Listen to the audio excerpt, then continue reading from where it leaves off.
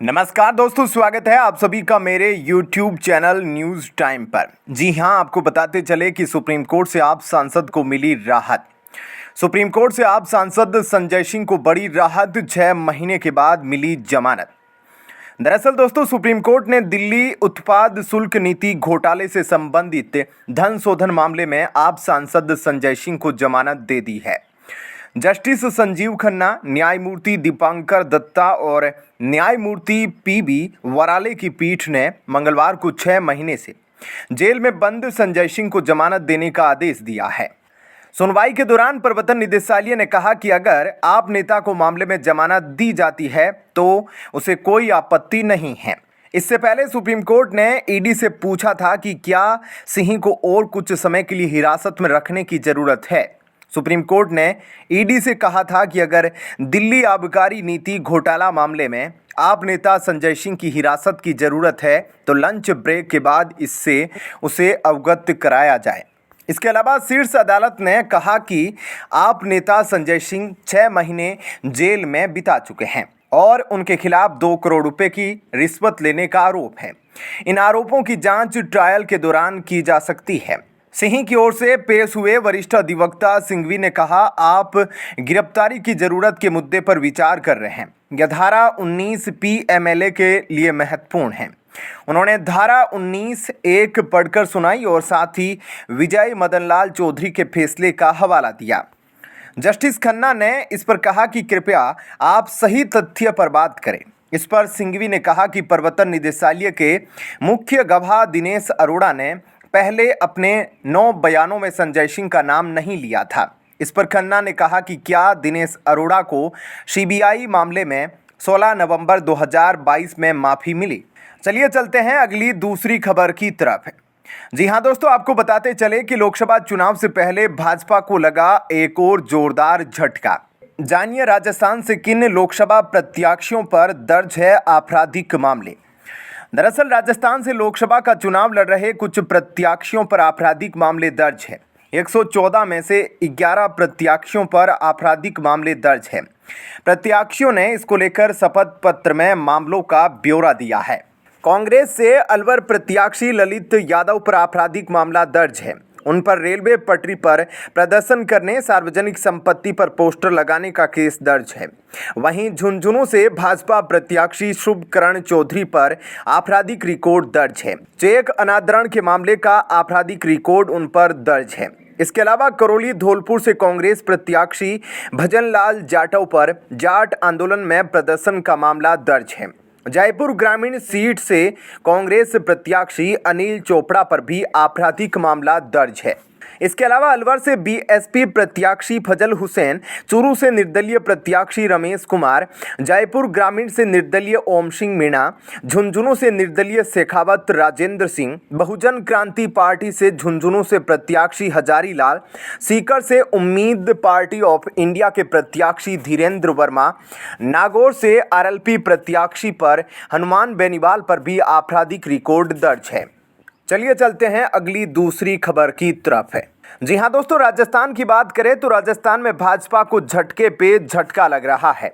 उसी ओर कांग्रेस को जीत मिलती दिखाई दे रही है। कांग्रेस में जश्न का माहौल देखने को मिल रहा है। आपको बताते चले, राजस्थान की 25 सीटें जीतने में भाजपा के सामने 5 बड़ी चुनौतियां हैं। गठबंधन और बगावत ने भाजपा का ब्लड प्रेशर बढ़ा दिया है। कांग्रेस में भीतर घात के इन्फेक्शन से सियासी बुखार भी है। होली के साथ रंग बिरंगा फाल्गुन का महीना बीत गया है। चैत्र माह की दस्तक के साथ दोनों दल सियासी बुखार की चपेट में हैं। राजनीतिक रणनीतिकार नब्ज पकड़े हुए हैं, लेकिन ठीक से इलाज नहीं हो पा रहा है। किसी की भी हालत गंभीर नहीं, इसके बावजूद हालात चिंताजनक जरूर है। सियासी पारे को कम करने के लिए भाजपा और कांग्रेस के नेता बार बार ठंडे पानी की पट्टियां कर रहे हैं, लेकिन नए नए विवादों से टेम्परेचर के साथ अब ब्लड प्रेशर भी बढ़ने लगा है। पूरे राजस्थान में एक ही सवाल है, क्या पिछले 2 बार से अपना खाता नहीं खोल पाने से असहनीय पीड़ा झेल रही कांग्रेस को इस बार दर्द से मुक्ति मिलेगी? खाता खुलेगा क्या? भाजपा हैट्रिक मार पाएगी क्या? और एक खास सवाल, क्या राजस्थान का चुनाव हर बार की तरह है? चलिए चलते हैं अगली दूसरी खबर की तरफ। जी हाँ दोस्तों, आपको बताते चले कि पंजाब से आप दिख रही है मजबूत। अभी अभी आया बड़ा ओपिनियन पोल। लोकसभा चुनाव का बिगुल बज चुका है। देश भर में चुनाव 7 चरणों में संपन्न होंगे। अभी सभी सियासी पार्टियां चुनाव प्रचार में जुटी है। बीजेपी इस बार 400 से ज़्यादा सीटें जीतने का दावा कर रही है। अगर पंजाब राज्य की बात करें तो यहाँ लोकसभा की 13 सीटें हैं। आप सभी 13 सीटों पर चुनाव लड़ रही है। केजरीवाल ने वहां कांग्रेस से अलायंस नहीं किया। बीजेपी ने भी अकाली दल से अलायंस की बात तो की, लेकिन बात तो नहीं बनी। यानी पंजाब में हर पार्टी अलग अलग चुनाव लड़ रही है। पंजाब को लेकर इंडिया टीवी का ओपिनियन पोल जारी हुआ है। इंडिया टीवी के ओपिनियन पोल के मुताबिक पंजाब में आम आदमी पार्टी 6 सीटों पर जीतते दिख रही है। कांग्रेस 3 सीटों पर, बीजेपी 3 सीटों पर, जबकि सीअद 1 सीट पर जीत दर्ज करती दिख रही है। पंजाब की राजनीति 3 प्रमुख क्षेत्रों माझा, दोआब और मालवा में बंटी है। पश्चिम से पूर्व की ओर बढ़ने पर वर्तमान पंजाब का माझा क्षेत्र रावी और ब्यास नदियों के बीच में पड़ता है। फिर दोआबा, 2 नदियों के बीच की भूमि का इलाका शुरू होता है, जो ब्यास नदी से शुरू होकर सतलुज नदी तक जाता है। सतलुज से परे का क्षेत्र मालवा कहलाता है। गुरदासपुर, यह सीट अभी बीजेपी के पास है। इस बार दिनेश सिंह बब्बू को बीजेपी का टिकट मिला है। 2019 में यहां से बीजेपी के सनी देओल जीते थे। इस सीट से कांग्रेस के सुनील जाखड़, प्रताप सिंह बाजवा और बीजेपी के विनोद खन्ना सांसद रह चुके हैं। ओपिनियन पोल के मुताबिक यह सीट एक बार फिर से बीजेपी के खाते में जाती दिखाई दे रही है। अमृतसर, 2 बार से कांग्रेस के गुरजीत सिंह औजला सांसद हैं। 19 के चुनाव में औजला ने हरदीप सिंह पुरी को हराया था। अमृतसर सीट से नवजोत सिंह सिद्धू 3 बार बतौर सांसद जीत चुके हैं। बीजेपी ने इस बार तरणजीत सिंह संधू को टिकट दिया है। आपने कुलदीप सिंह धालीवाल को उतारा है। कांग्रेस ने अभी तक उम्मीदवार घोषित नहीं किया है। ओपिनियन पोल के मुताबिक यह सीट बीजेपी जीतती दिखाई दे रही है। खडूर साहिब, 2019 में यह सीट कांग्रेस के जसबीर सिंह गिल ने जीती थी। इससे पहले 2 बार यह सीट अकाली दल के पास थी। 24 में यहां कांग्रेस और अकाली दल दोनों पार्टियां पिछड़ गई है। आम आदमी पार्टी ने लालजीत सिंह भुल्लर को टिकट दिया है और वो रेस में आगे दिखते नजर आ रहे हैं। कांग्रेस के लिए मजबूत गढ़ है। कांग्रेस यहां 15 बार जीत हासिल कर चुकी है, लेकिन यह चुनाव अलग है। 2023 के उपचुनाव में आपके सुशील कुमार रिंकू जीते थे। जालंधर से आपके सिटिंग एमपी सुशील रिंकू को पार्टी ने फिर टिकट दिया, लेकिन टिकट मिलने के बाद वो बीजेपी में शामिल हो गए और बीजेपी ने भी उनको जालंधर से टिकट दे दिया। लेकिन सुशील रिंकू जालंधर सीट जीतते नहीं दिख रहे हैं। यह सीट कांग्रेस के पाले में आती दिखाई दे रही है। हालांकि कांग्रेस ने अभी तक यहाँ टिकट अनाउंस नहीं किया है। होशियारपुर एससी, 2019 में बीजेपी के सोम प्रकाश जीते। 2014 में बीजेपी के विजय सांपला सांसद रहे। इस सीट से 1996 में कांसीराम और 1980 में पूर्व राष्ट्रपति ज्ञानी जेल सिंह भी सांसद रह चुके हैं। ओपिनियन पोल के मुताबिक यह सीट बीजेपी फिर से जीतती दिखाई दे रही है। आनंदपुर साहिब, मनीष तिवारी की सीट है। 2019 में कांग्रेस के मनीष तिवारी यहां से जीते। पंजाब की पार्टियों ने इस सीट से अभी तक उम्मीदवार नहीं दिया है, लेकिन ओपिनियन पोल के मुताबिक इस बार यह सीट फिर से कांग्रेस जीतती दिखाई दे रही है। लुधियाना, 2 बार से कांग्रेस के रवनीत सिंह बिट्टू सांसद है।